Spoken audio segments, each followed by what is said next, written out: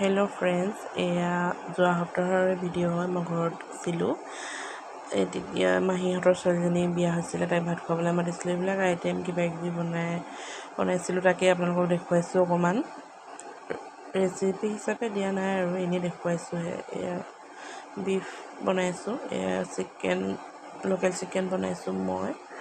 তাকে অকণমান দেখুৱাওঁ বোলো, কিনো কৰিলোঁ কিনো নকৰিলোঁ, আৰু তাকে মই বনাই আছোঁ।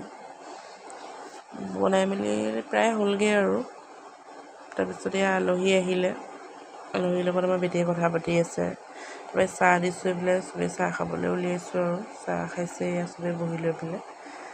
এই দুইজনীৰে এজনী সৰুজনী আগে বিয়া হ'ল, 2 নম্বৰজনী আকৌ বিয়া আছে, তাই হ'ব আৰু। এয়া জোৱাইৰ লগত কথা পাতি আছে মায়ে, মই বেটী এইবিলাক কৰি আছে, কৰিও শুনি আছে। লগতে ইয়াত দেখিছেনে লাইনকৈ গোটেইকেইজনী শুইছে, তাকে মই অলপ উঠাইছোঁ আৰু।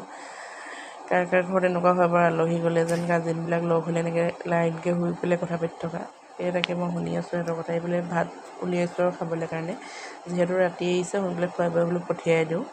এয়া দৰা কইনা আৰু এইগৰাকী 2 নম্বৰ, আৰু এজনী ডাঙৰ আছে।